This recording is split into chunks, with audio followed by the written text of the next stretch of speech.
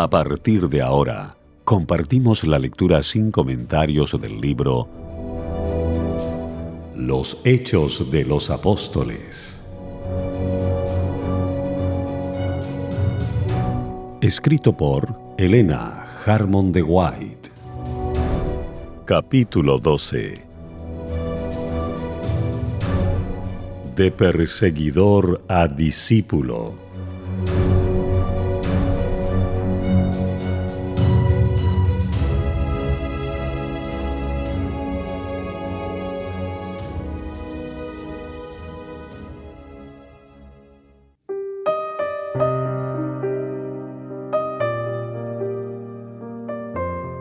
Saulo de Tarso sobresalía entre los dignatarios judíos que se habían excitado por el éxito de la proclamación del Evangelio. Aunque ciudadano romano por nacimiento, era Saulo de linaje judío y había sido educado en Jerusalén por los más eminentes rabinos. Era Saulo del linaje de Israel, de la tribu de Benjamín, hebreo de hebreos. Cuanto a la ley, fariseo; cuanto al celo, perseguidor de la iglesia; cuanto a la justicia que es en la ley, irreprensible. Filipenses 3, 5 y 6. Los rabinos lo consideraban como un joven promisorio y acariciaban grandes esperanzas respecto a él como capaz y celoso defensor de la antigua fe. Su elevación a miembro del Sanedrín lo colocó en una posición de poder. Saulo había tomado una parte destacada en el juicio y la condena de Esteban, y las impresionantes evidencias de la presencia de Dios con el mártir le habían inducido a dudar de la justicia de la causa que defendía contra los seguidores de Jesús. Su mente estaba profundamente impresionada. En su perplejidad se dirigió a aquellos en cuya sabiduría y juicio tenía plena confianza. Los argumentos de los sacerdotes y príncipes lo convencieron finalmente de que Esteban era un blasfemo, de que el Cristo a quien el discípulo martirizado había predicado era un impostor y de que los que desempeñaban cargos sagrados tenían razón. No llegó Saulo sin luchas graves a esta conclusión, pero al fin su educación y sus prejuicios, su respeto por sus antiguos maestros y el orgullo motivado por su popularidad le fortalecieron para rebelarse contra la voz de la conciencia y la gracia de Dios. Y habiendo decidido plenamente que los sacerdotes y escribas tenían razón, Saulo se volvió acérrimo en su oposición a las doctrinas enseñadas por los discípulos de Jesús. La actividad de Saulo en lograr que los santos hombres y mujeres fueran arrastrados a los tribunales, donde los condenaban a la cárcel y aún a la muerte por el solo hecho de creer en Jesús, llenó de tristeza y lobreguez a la recién organizada iglesia e indujo a muchos a buscar seguridad en la huida. Los que fueron arrojados de Jerusalén por esta persecución iban por todas partes anunciando la palabra. Hechos 8:4. Una de las ciudades donde se refugiaron fue Damasco, donde la nueva fe ganó muchos conversos. Los sacerdotes y magistrados esperaban que con vigilante esfuerzo y acerba persecución podría extirparse la herejía. Por entonces creyeron necesario extender a otros lugares las resueltas medidas tomadas en Jerusalén contra las nuevas enseñanzas. Para esta labor especial que deseaban realizar en Damasco, ofreció Saulo sus servicios. Respirando aún amenazas y muerte contra los discípulos del Señor, vino al príncipe de los sacerdotes y demandó de él letras para Damasco a las sinagogas, para que si hallase algunos hombres o mujeres de esta secta, los trajese presos a Jerusalén. Así, con potestad y comisión de los príncipes de los sacerdotes, Hechos 26:12, Saulo de Tarso, en la fuerza de su edad viril e inflamado de un celo equivocado, emprendió el memorable viaje en que iba a ocurrirle el singular suceso que cambiaría por completo el curso de su vida. El último día del viaje, en mitad del día, los fatigados caminantes, al acercarse a Damasco, vieron las amplias extensiones de tierra fértil, los hermosos jardines y los fructíferos huertos regados por las frescas corrientes de las montañas circundantes. Después de largo viaje a través de desolados desiertos, tales escenas eran en verdad refrigerantes. Mientras Saulo con sus compañeros contemplaban con admiración la fértil llanura y la hermosa ciudad que se hallaba abajo, súbitamente vieron una luz del cielo, la cual, según él declaró después, me rodeó y a los que iban conmigo. Una luz del cielo que sobrepuja el resplandor del sol. Hechos 26, 13 y 14. Demasiado esplendente para que la soportaran ojos humanos. Ofuscado y aturdido, cayó Saulo postrado en tierra.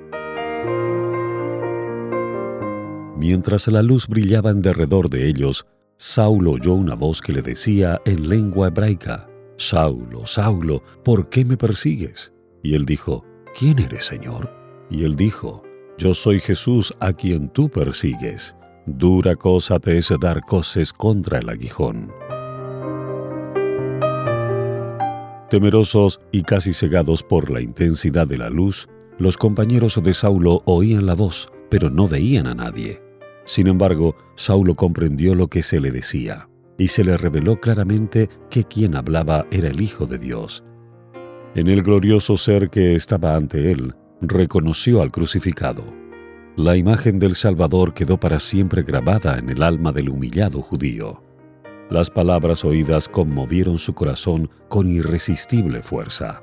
Su mente se iluminó con un torrente de luz que esclareció la ignorancia y el error de su pasada vida, y le demostró la necesidad que tenía de la iluminación del Espíritu Santo.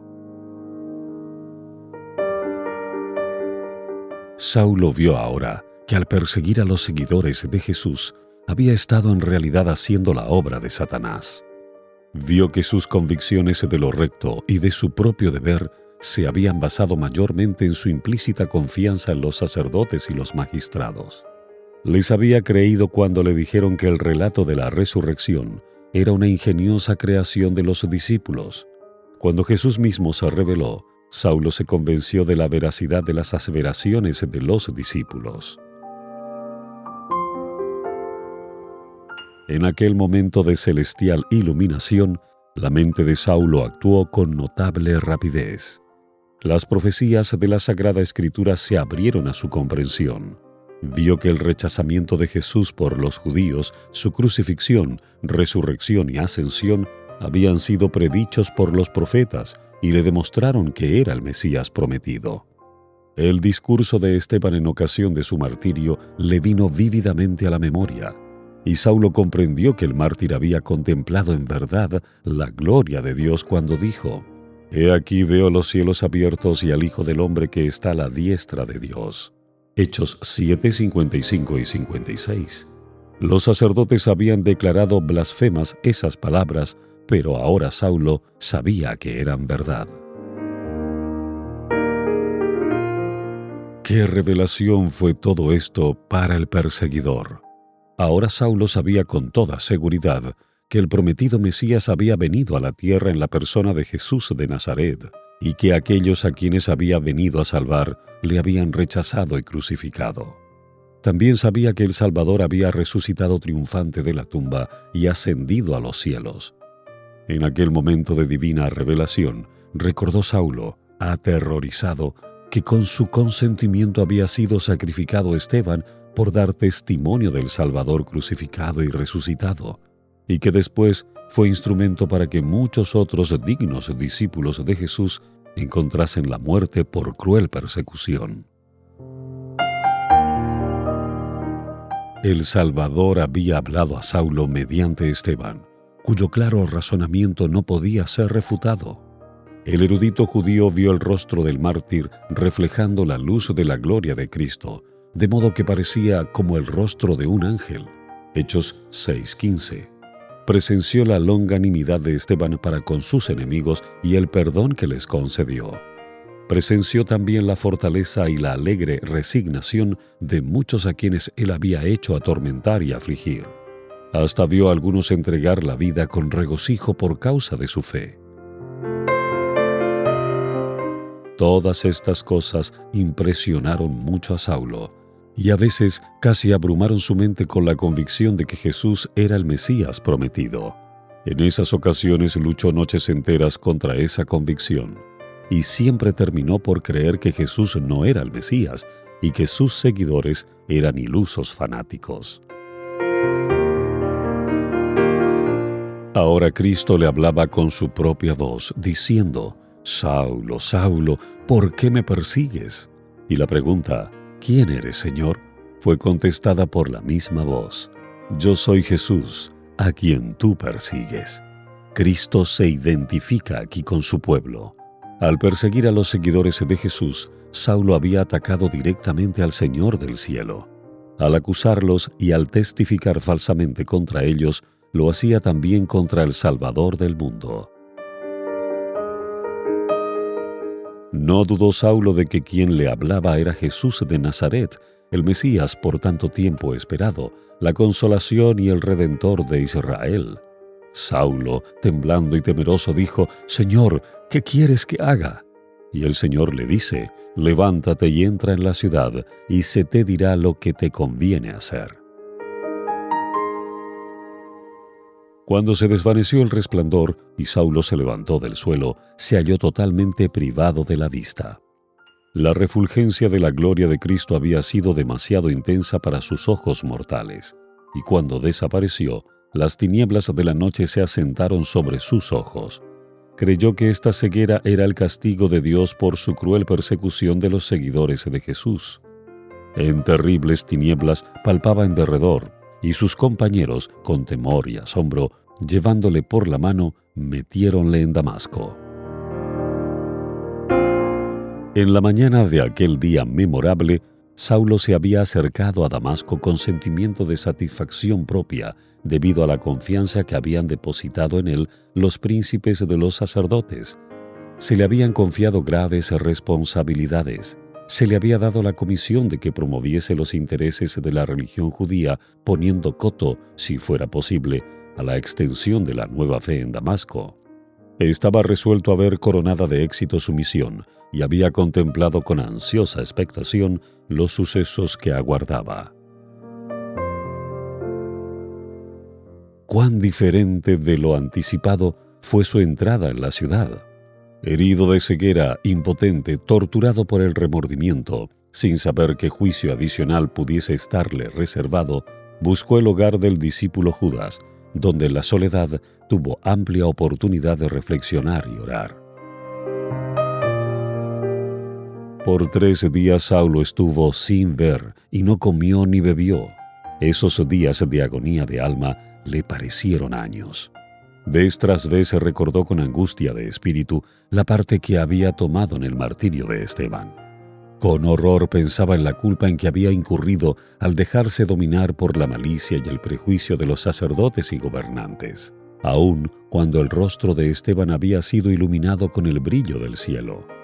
Con tristeza y contrición de espíritu, repasó las muchas ocasiones en que había cerrado sus ojos y oídos a las más impresionantes evidencias y había insistido implacablemente en la persecución de los creyentes en Jesús de Nazaret.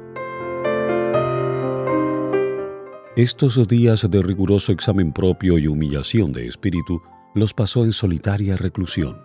Los creyentes, advertidos del propósito del viaje de Saulo a Damasco, temían que pudiera estar simulando, a fin de engañarlos más fácilmente.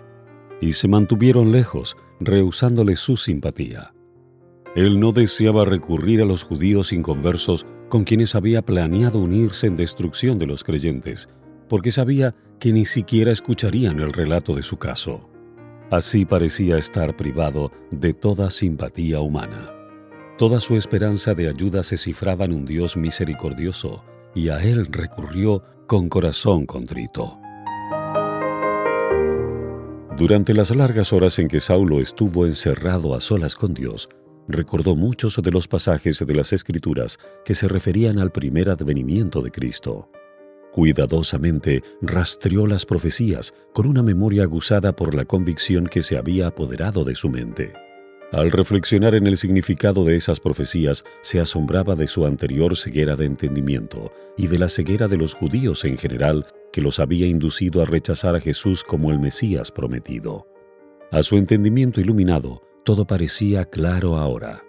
Sabía que su anterior prejuicio e incredulidad habían obscurecido su percepción espiritual y le habían impedido discernir en Jesús de Nazaret el Mesías de las profecías. Al entregarse Saulo completamente al poder convincente del Espíritu Santo, vio los errores de su vida y reconoció los abarcantes requerimientos de la ley de Dios. El que había sido un orgulloso fariseo, confiado en que lo justificaban sus buenas obras, se postró ahora delante de Dios con la humildad y la sencillez de un niñito, confesando su propia indignidad e invocando los méritos de un Salvador crucificado y resucitado. Saulo anhelaba ponerse en completa armonía y comunión con el Padre y el Hijo, y en la intensidad de su deseo de obtener perdón y aceptación, elevó fervientes súplicas al trono de la gracia. Las oraciones del penitente fariseo no fueron inútiles. Sus recónditos pensamientos y emociones fueron transformados por la gracia divina, y sus facultades más nobles fueron puestas en armonía con los propósitos eternos de Dios. Cristo y su justicia llegaron a ser para Saulo más que todo el mundo. La conversión de Saulo es una impresionante evidencia del poder milagroso del Espíritu Santo para convencer de pecado a los hombres. Él había creído en verdad que Jesús de Nazaret menospreció la ley de Dios y que enseñó a sus discípulos que ella no estaba en vigor. Pero después de su conversión, Saulo reconoció a Jesús como aquel que había venido al mundo con el expreso propósito de vindicar la ley de su Padre. Estaba convencido de que Jesús era el originador de todo el sistema judío de los sacrificios. Vio en la crucifixión el tipo que se había encontrado con la realidad simbolizada, que Jesús había cumplido las profecías del Antiguo Testamento concernientes al Redentor de Israel. En el relato de la conversión de Saulo se nos dan importantes principios que deberíamos tener siempre presentes. Saulo fue puesto directamente en presencia de Cristo. Era uno a quien Cristo había destinado a una obra importantísima, uno que había de ser instrumento escogido. Sin embargo, el Señor no le habló ni una sola vez de la obra que le había señalado. Lo detuvo en su carrera y lo convenció de pecado, pero cuando Saulo preguntó, ¿qué quieres que haga?, el Salvador colocó al inquiridor judío en relación con su iglesia para que conociera allí la voluntad de Dios concerniente a él. La maravillosa luz que iluminó las tinieblas de Saulo era obra del Señor, pero había también una obra que tenían que hacer por él los discípulos. Cristo realizó la obra de revelación y convicción, y ahora el penitente estaba en condición de aprender de aquellos a quienes Dios ordenó para que enseñaran su verdad. Mientras Saulo continuaba solo orando y suplicando en la casa de Judas, el Señor le apareció en visión a un discípulo en Damasco llamado Ananías y le dijo que Saulo de Tarso estaba orando y que necesitaba ayuda. «Levántate y ve a la calle que se llama La Derecha», dijo el mensajero celestial, «y busca en casa de Judas a uno llamado Saulo de Tarso, porque he aquí, él ora, y ha visto en visión un varón llamado Ananías, que entra y le pone la mano encima para que reciba la vista». Apenas podía creer Ananías las palabras del ángel, porque los informes de la acerba persecución de Saulo contra los santos de Jerusalén se habían esparcido extensamente. Se aventuró a protestar: «Señor, he oído a muchos acerca de este hombre. ¿Cuántos males ha hecho a tus santos en Jerusalén? Y aún aquí tiene facultad de los príncipes de los sacerdotes de prender a todos los que invocan tu nombre». Pero la orden fue imperativa: «Ve, porque instrumento escogido me es este para que lleve mi nombre en presencia de los gentiles y de reyes y de los hijos de Israel». Obediente a la indicación del ángel, Ananías buscó al hombre que hacía solo poco respiraba amenazas contra todos los que creían en el nombre de Jesús, y poniendo sus manos sobre la cabeza del dolorido penitente, dijo: «Saulo, hermano, el Señor Jesús que te apareció en el camino por donde venías, me ha enviado para que recibas la vista y seas lleno del Espíritu Santo». y luego le cayeron de los ojos como escamas, y recibió al punto la vista, y levantándose fue bautizado. Así sancionó Jesús la autoridad de su iglesia organizada, y puso a Saulo en relación con los agentes que había designado en la tierra.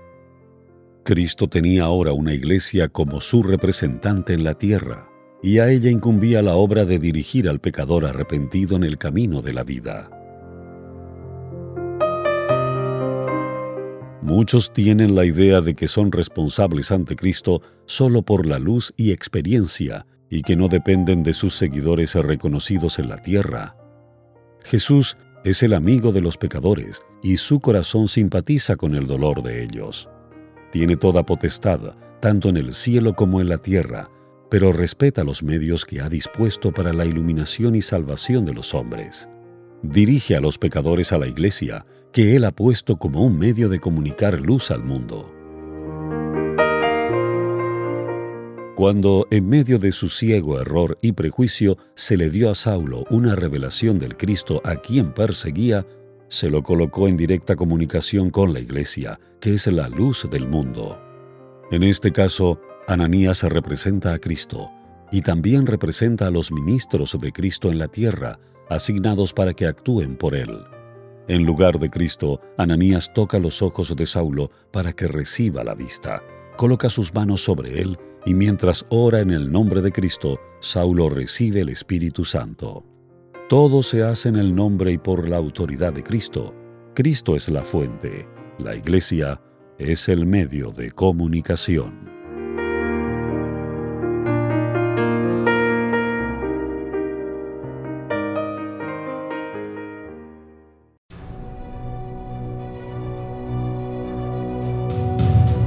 Hemos presentado la lectura sin comentarios del libro Los Hechos de los Apóstoles, escrito por Elena Harmon de White.